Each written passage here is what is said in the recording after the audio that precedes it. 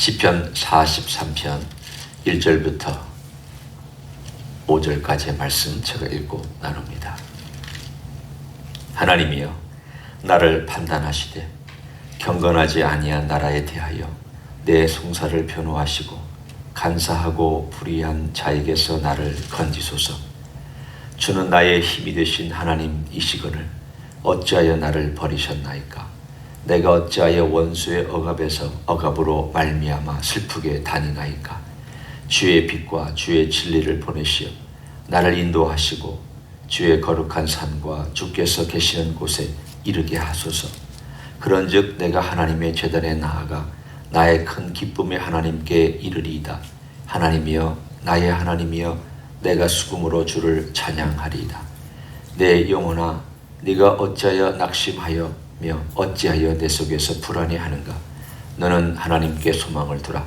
그가 나타나 도우심으로 말미암아 내 하나님을 여전히 찬송하리로다. 아멘. 시편 43편은 시편 42편하고 사실은 연결되어 있는 시편입니다. 여기에 언뜻 보면 반복되는 낱말이, 표현이 5절에 나와 있는 말씀이나 42편의 5절과 11절에 나와 있는 말씀은 똑같이 반복되어 있습니다. 그래서 어떤 성경에서는 같은 시편으로 이렇게 묶어놓기도 합니다. 그렇지만 이 시편을 우리가 따로따로 떼어넣어서 생각해도 괜찮고 묶어서 생각해도 괜찮기 때문에 우리는 분리해서 같이 보기를 원합니다.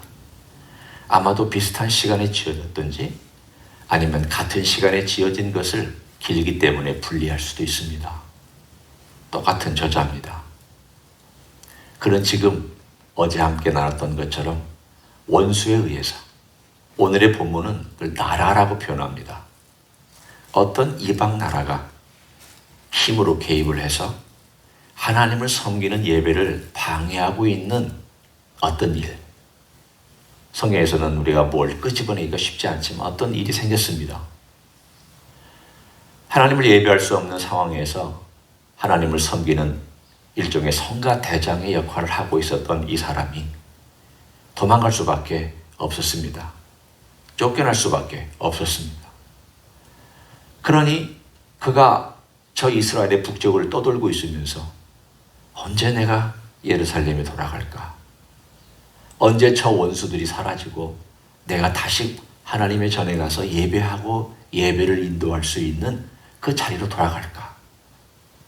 그 전에 느끼지 못했던 그 갈망이 안에서부터 막 솟구쳐 오르기 시작을 했습니다. 그래서 시편 42편 1절에 보면은 목마른 사슴이 시냇물을 사모하듯이, 내가 주를 사모한다고, 갈망한다고 그렇게 시적인 표현을 합니다. 솔직한 표현입니다. 그냥 상상력을 가지고 목마른 사슴이 시냇물을 사모한다라고 하는 상상력만의 이야기가 아니라 정말 속에서부터 갈급해하는, 좀 했으면 좋겠다, 빨리 돌아갔으면 좋겠다. 마치 고향을 떠나서 헤매고 있는 사람이 자기 집이 있는데 어떤 사정에 의해서, 예를 들어 뭐 돈이 없어졌든지 건강을 잃어서 그 객지에서 못 돌아오고 있든지 간에, 만약 그런 사정이라면 빨리 집에 갔으면 좋겠다, 내 집에 갔으면 좋겠다, 그런 마음이 이 안에서부터 막 솟구쳐 올 것입니다. 아마도 우리는 이런 비슷한 상황들을 우리의 삶 가운데서 경험해 보았습니다. 이 시편의 기자가 지금 그렇습니다. 돌아가고 싶은데 돌아갈 수는 없고, 이 돌아가야 하는 자리인데 돌아갈 여건은 안 되고, 그래서 하나님께 그가 있는 자리에서 기도밖에는 할 수 없는, 기도 외에는 할 일이 없는 이 외로운 시편의 기자, 그 심정을 한번 우리가 느껴보기를 원합니다. 이는 하나님 아버지 앞에서 그가 얼마나 고통스러워하고 있는지를 여러 모양으로 얘기를 하면서, 특별히 우리가 이 고난을 어떻게 해석할까?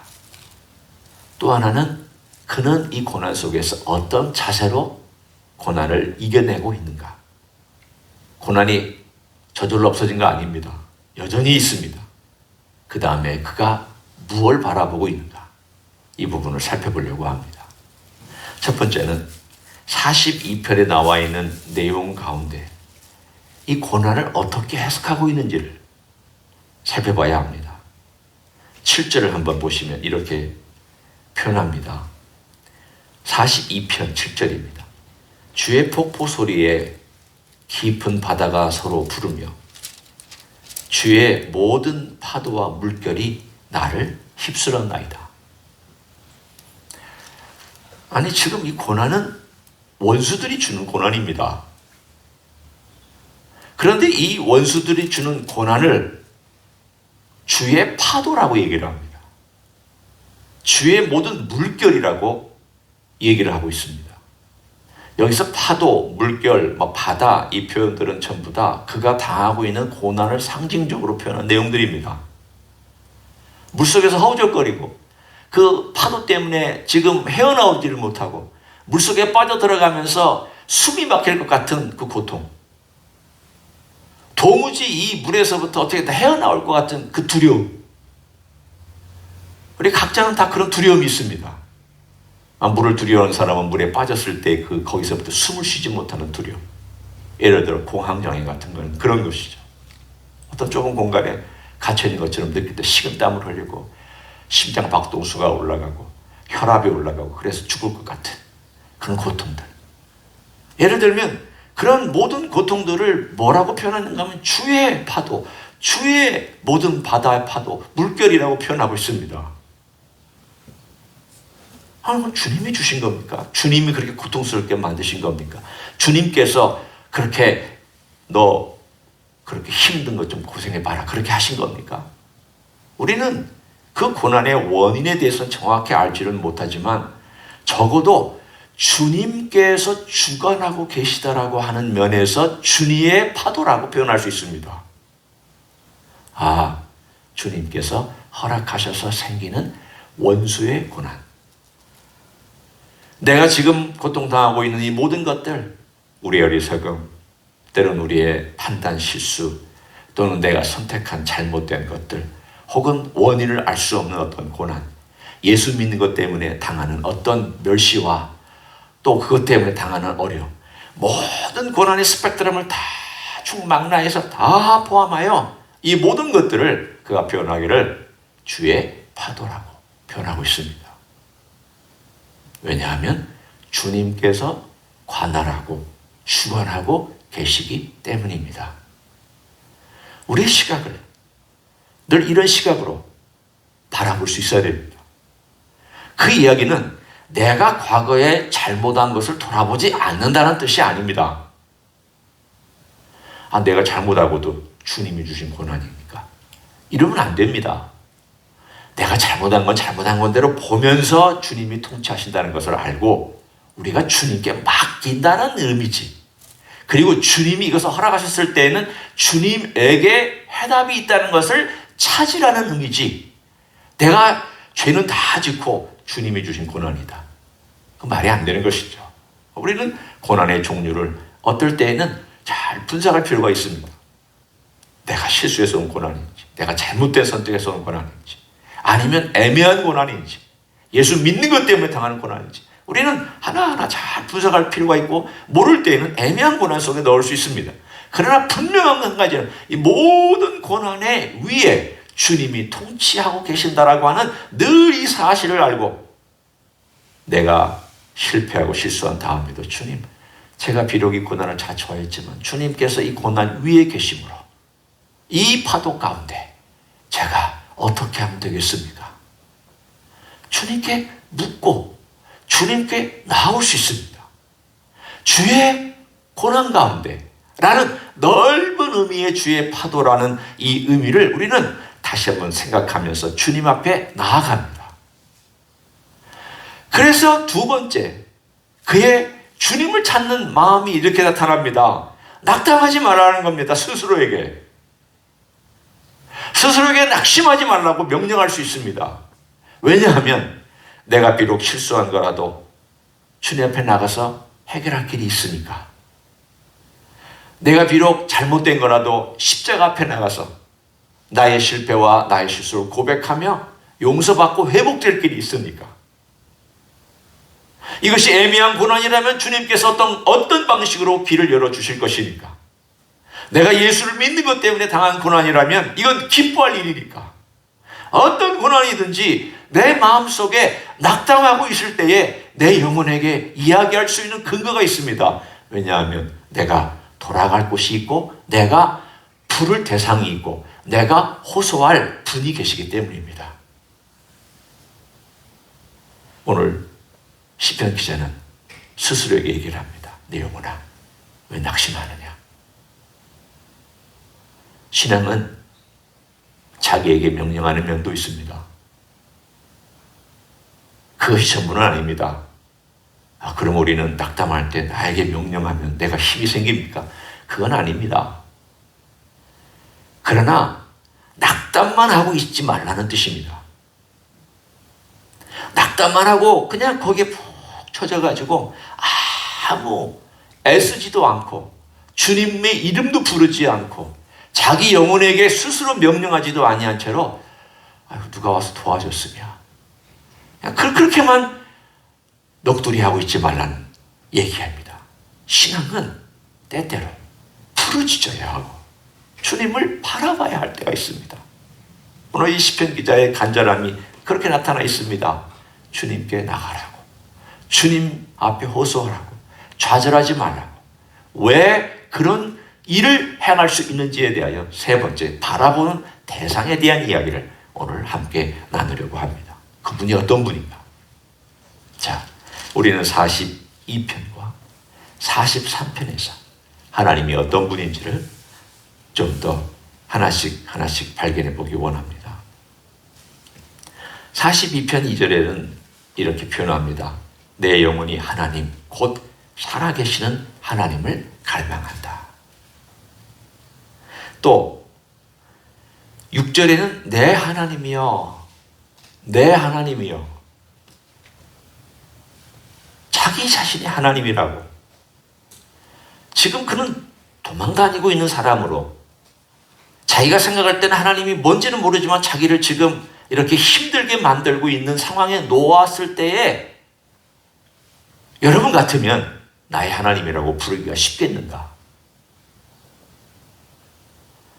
나를 징계하는 것 같고 나를 징벌하는 것 같고 내가 고통 가운데 도망다니고 있는 그런 상황 속에서 내 하나님이여, 이렇게 나올 수 있겠는가? 또는 8절에 있는 것처럼 낮에는 여호와께서 그의 인자하심을 베푸시고 밤에는 그의 찬송이 내게서 생명의 하나님께 기도하리이다. 내 생명을 지금까지 보존해 주신 생명의 하나님. 9절 내 반석이신 하나님. 그가 무슨 힘이 있다고, 그가 무슨 반석 위에 있다고. 지금 도망다니기 바빠서 사실은 위험한 상황에 놓여져 있는데 나의 반석이신 하나님. 자, 지금 여기 한번 생각해 보십시오. 살아계신 하나님, 내 하나님, 그리고 생명의 하나님, 내 반석이신 하나님. 지금 이 시편 저자에게 이 네 가지 표현, 42편 나온 네 가지의 표현에 현실적으로 맞느냐? 현실적으로 안 맞습니다. 다 내 하나님이 아닌 것 같고, 생명의 하나님이 아닌 것 같고, 반석이 아닌 것 같고, 살아계신 하나님이 아닌 것 같고.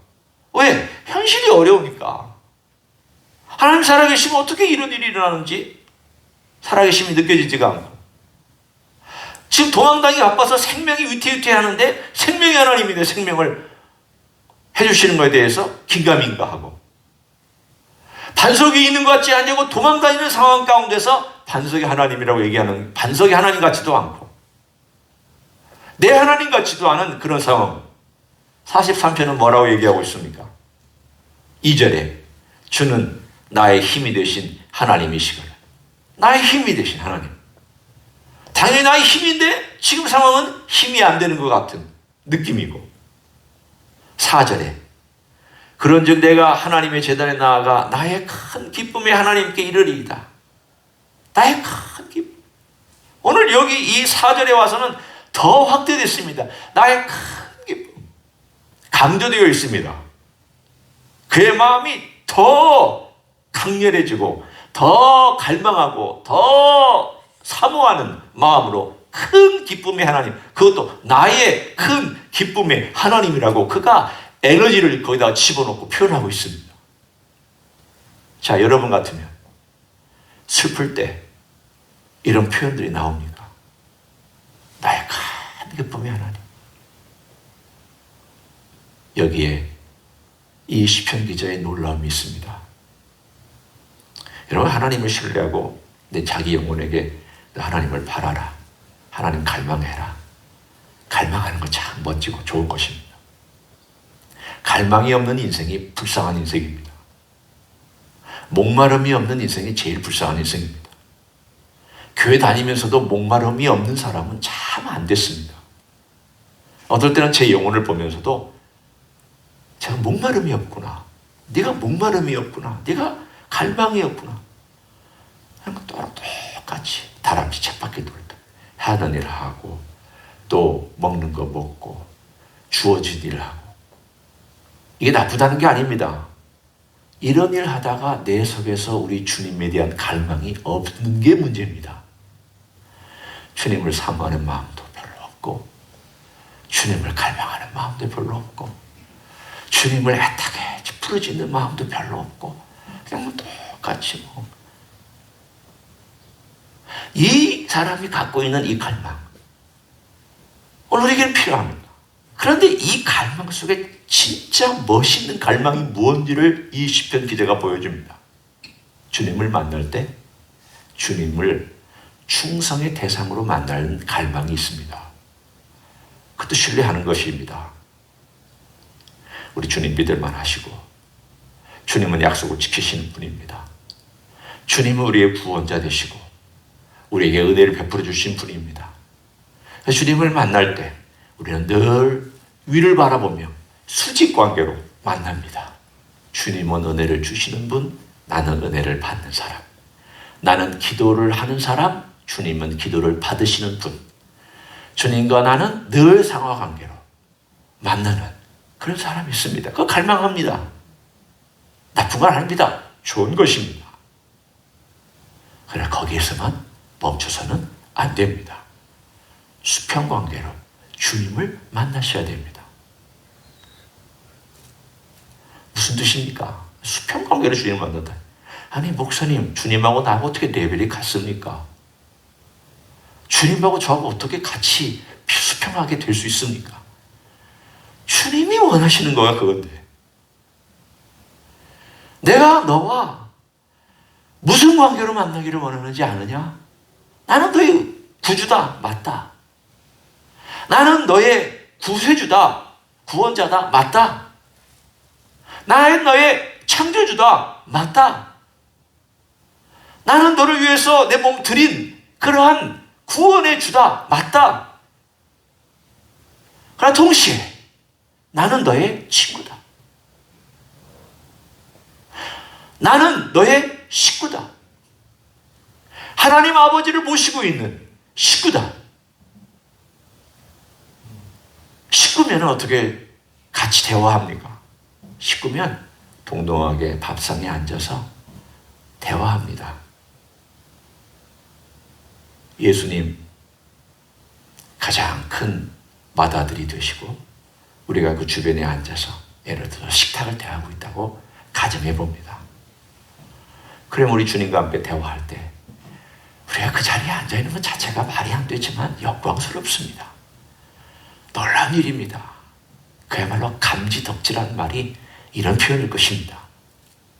그러나 주님께서 그 자리를 원하고 계십니다.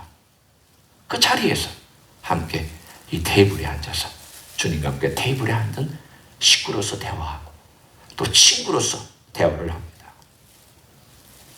오늘 이 시편 기자는 하나님을 만날 때 구역에서 노래하고 있지만 큰 기쁨의 하나님. 그 하나님을 만나면서 하나님과 갖는 깊은 교제 가운데 있는 큰 기쁨을 알았습니다.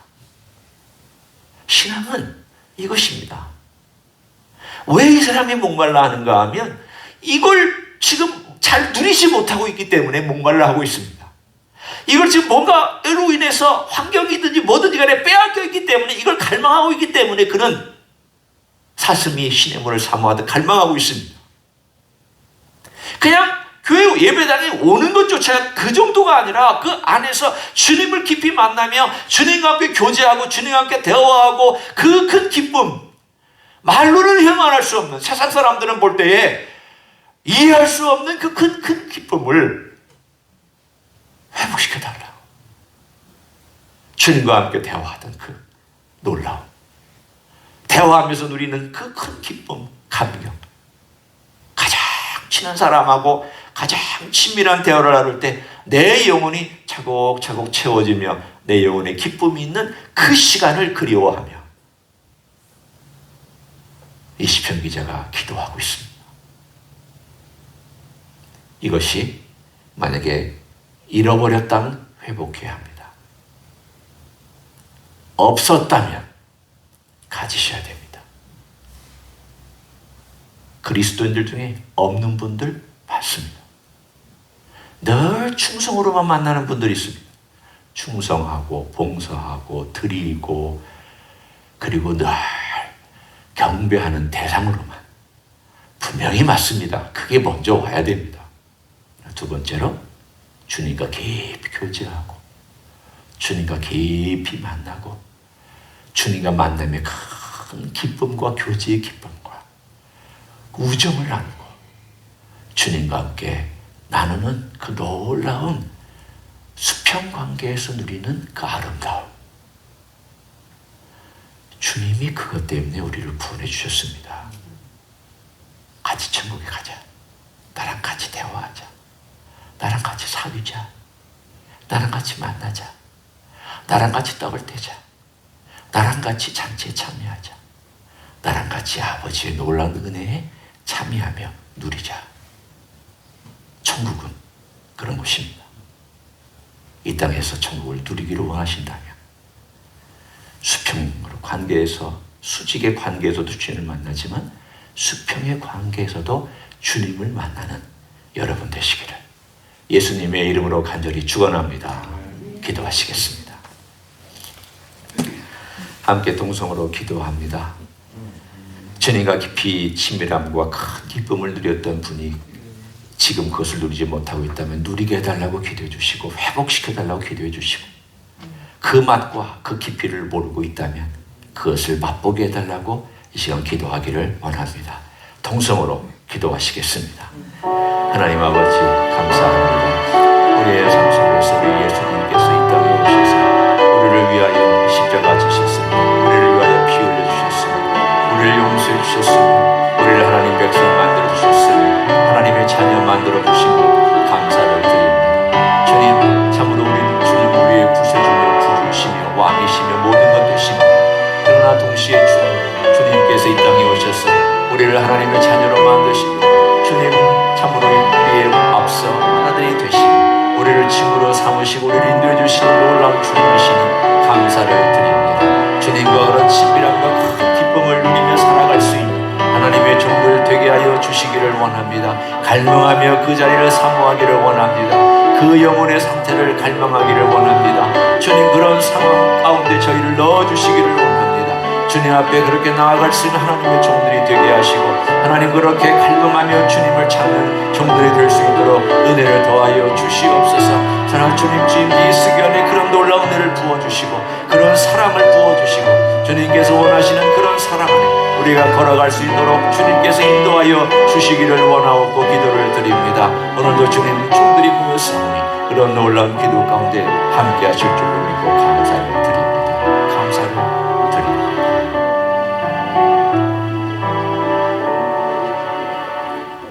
하나님 아버지 감사합니다.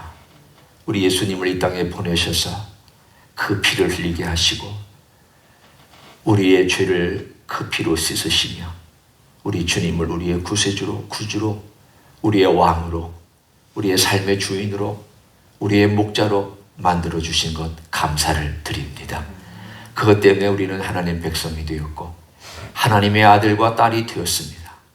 우리 주님은 하나님의 맏아들로서 우리 모두가 하나님의 자녀가 되어 한 식구가 되어 누리는 놀라운 그림을 우리에게 설명해 주시니 감사를 드립니다. 이제 주님 안에서 우리가 주님과 함께 우정을 나누며 깊이 있는 대화를 나눌 수 있는 그런 관계로 우리를 높여주셨습니다. 높여주신 그 놀라운 특권과 그 놀라운 사랑과 그 놀라운 존귀함을 이 땅에서도 누리며 살 수 있도록 축복하여 주시옵소서. 이제는 우리 구주 예수 그리스도의 은혜와 하나님 아버지의 극진하신 사랑과 성령 하나님 교통하심의 역사가 오늘도 우리 주님의 귀한 친구로서 우정을 나누며 주님과 대화하고 주님의 사랑을 사랑으로 보답할 줄 알고 사랑을 사랑의 이야기로 대화할 줄 아는 그런 삶을 살아가기를 소원하는 이 자리에 참여한 모든 종들 위에와 주임지 히스교회 위에와 이민교회들과 한국교회들과 선교사님들 위에 이제로부터 영원히 함께 하실지어다.